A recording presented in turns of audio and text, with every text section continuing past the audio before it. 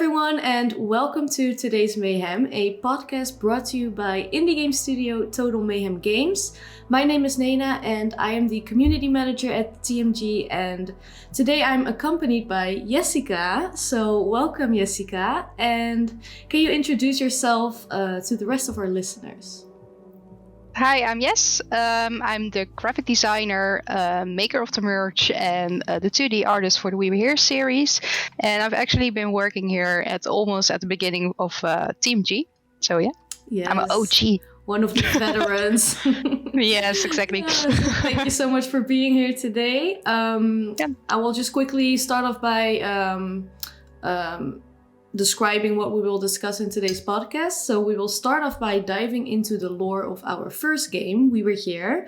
We want to make sure that everyone is up to date on the story before the new game We Were Here Forever comes out, because we will dive deeper into these stories in that game. So today we will focus on We Were Here, and in the upcoming weeks we will dive into the lore of We Were Here 2 and the lore of We Were Here Together. And in the second half of today's podcast, we also have some exciting news about our Valentine's event and the new Valentine's merch. And we will be discussing last podcast questions, so definitely stay tuned until the end. And yeah, time to dive into the lore of our first game. So, to start off, Jessica, who are the explorers exactly, and how did they end up in Castle Rock? Well, the explorers are not your typical heroes. They're not a Nathan Drake. They're not a Lara Croft. That's because we find it very important that everyone, all our players, can identify themselves with our characters. And that's also the reason why they don't have a skin color, they don't have a gender, they don't have a personality.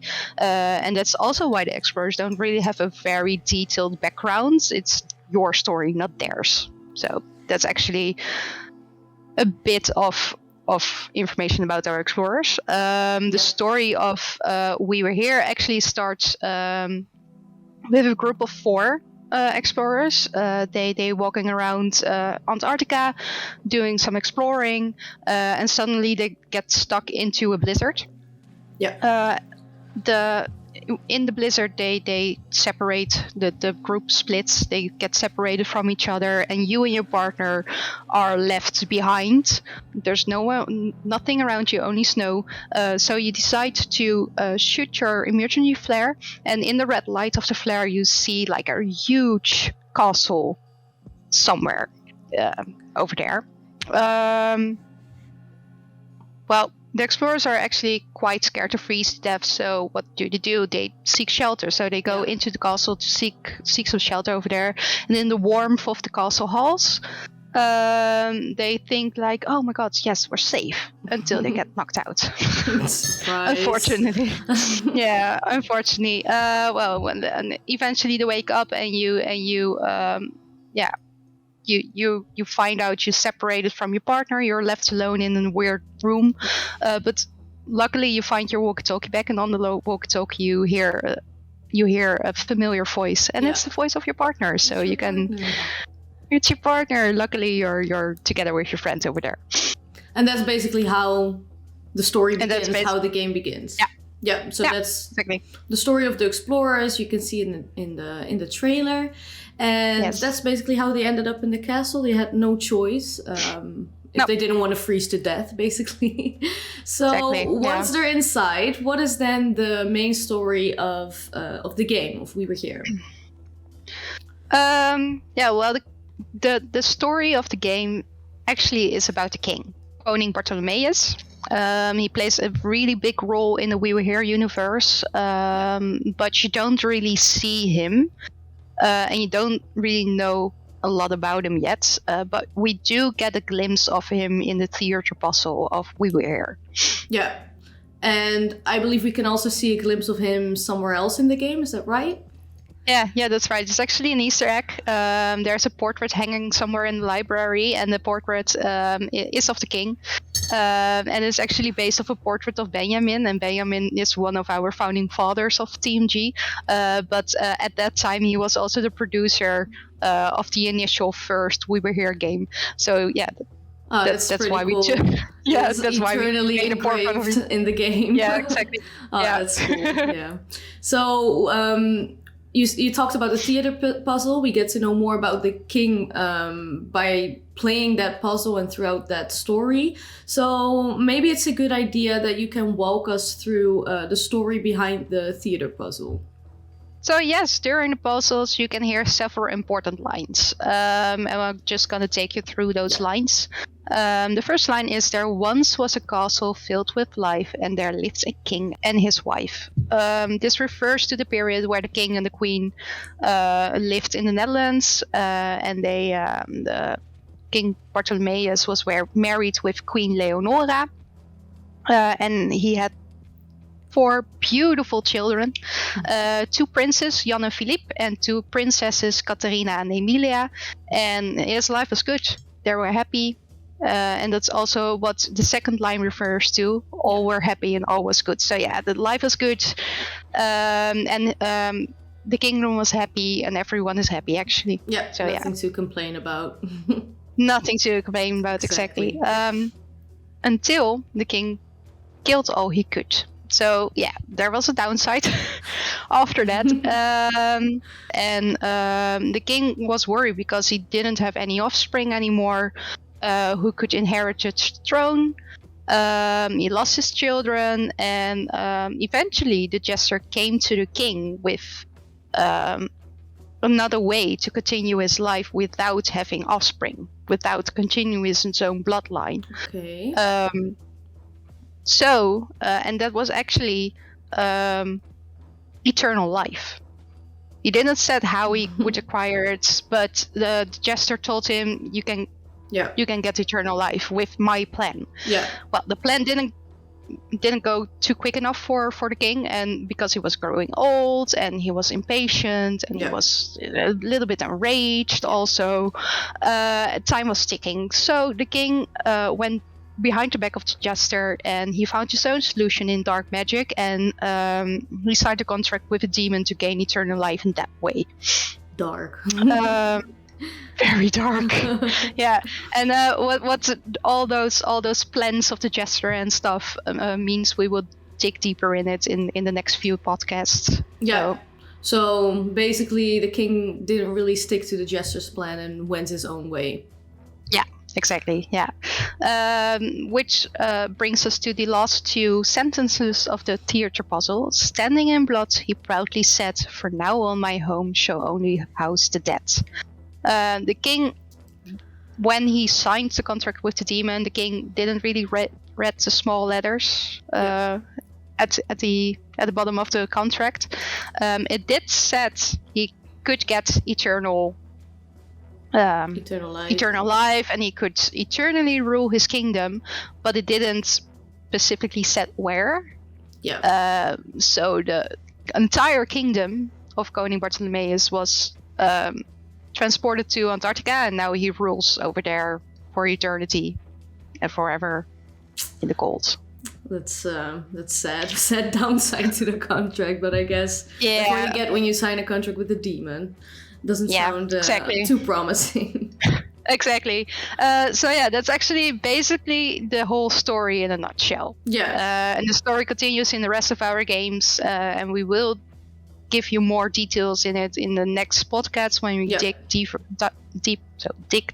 into the rest of the story. Yes, a deep dive. All right, so that's basically the story in a nutshell.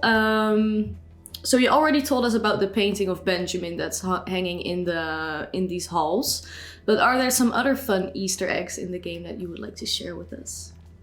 Yeah, well, for sure. There is a little Easter egg above you can find above the chandelier in the main room of the library, and we were here. There is a saying on it. You can jump on it, and the chandelier brings you up. Oh. And on the ceiling, you see a saying, which is, "A cat in an arrow makes strange jumps. And it's directly translated from the Dutch saying, een kat in het nauw maakt vreemde sprongen. Yeah. Which means that when you put someone in a situation with no way out, they do really strange and unexpected things to get themselves out of the situation. Yeah. Must be quite a funny sentence to read from for non-native Dutch speakers. Yeah. Like, what does that mean? But yeah, very relatable to our explorers, I guess. Yeah, I guess so. If you have no way out, then you leave your friend behind in a weird castle, and you'll start doing very weird things, and you get mad at your friend over the walkie-talkie and rage. Exactly.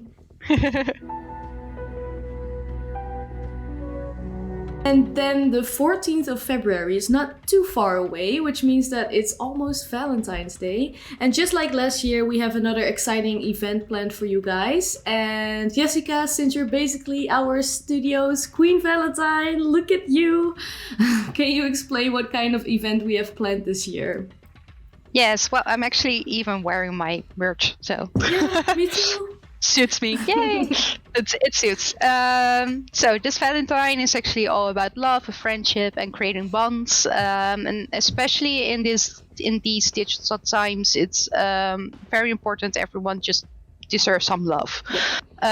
So you can download our Valentine's Care package with some fun freebies and some fun free goodies, and we also will host a online event on Twitter actually, where you can sign up your friends and or boo or family member who deserves some love, and select one of our cute Valentine's e-cards, and on the 14th of February we'll send out all those cards into the wild open of Twitter. Yes. And you can go to our... Oh, sorry. Yeah. That's good. When can people sign up for this form to send the cards? You can sign up for the form on our website. We will put the link down below. From the 7th until the 13th of February. You can sign up, you can select a cute e-card, and then on the 14th we will send everything out. Yes, all right. So important, 7th till 13th. Yeah, 7th until 13th, and on the 14th we will spread all the cards. So yeah. Oh, and by filling in the form, you will automatically also participate in our raffle, so you can win some awesome prizes. Ooh, winning stuff, always nice. And what can we win exactly by participating? Actually, win several smaller prizes, but our big first prize are 2 personalized mugs with the name of your friends and yours. You can win 2 Valentine t-shirts, a sticker pack, and a postcard pack. Ooh, that sounds nice. And you also created some lovely merch, right?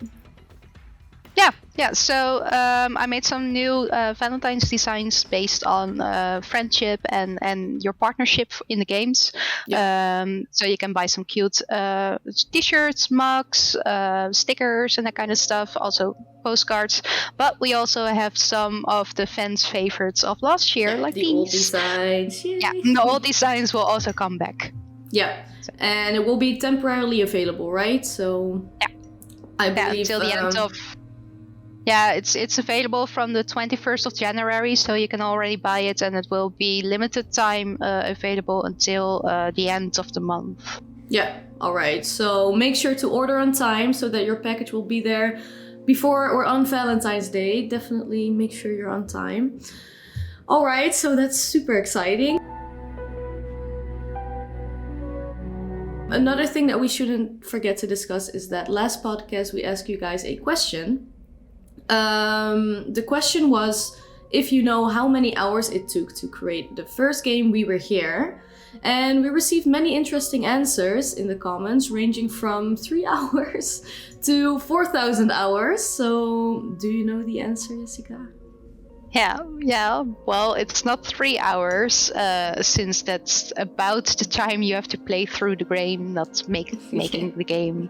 It's also not 4,000 hours, but it's actually the double of it. It's a whopping 8,000 hours. Yes. So a bit more.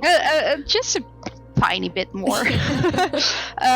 We actually had 15 people working on the project who worked 40 hours a week for 14 weeks straight. So that's approximately about 8,000 hours. Yeah. So yeah, that's if you do the math.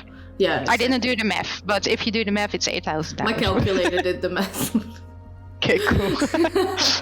Yeah, no, so that's quite a bit more than what most of you guys, I mean, all of you guys guess. So I hope that this gives a bit more insight in how much it actually takes. We also want to ask you guys a new question, and this one is a bit more related to lore, the lore of We Were Here Too, actually, because that's going to be the topic of these podcasts. And the question is, the battle board puzzle in We Were Here Too tells a certain story. And were you able to discover what the story is about? So let us know in the comment, and we will discuss this in more detail next podcast. So yeah, that brings us to an end of the podcast. Thank you again so much for being here, Jessica. It was super nice to have you. And I hope that you all thanks for having me. Yeah, no problem. I hope that everyone found this podcast interesting, and hopefully you gained some new insight and new knowledge about the lore, or maybe just refreshed your memory. And next podcast, We Were Here Too, definitely tune in. And thank you guys for being here and for listening. And until next time, bye-bye. Yes. Do it.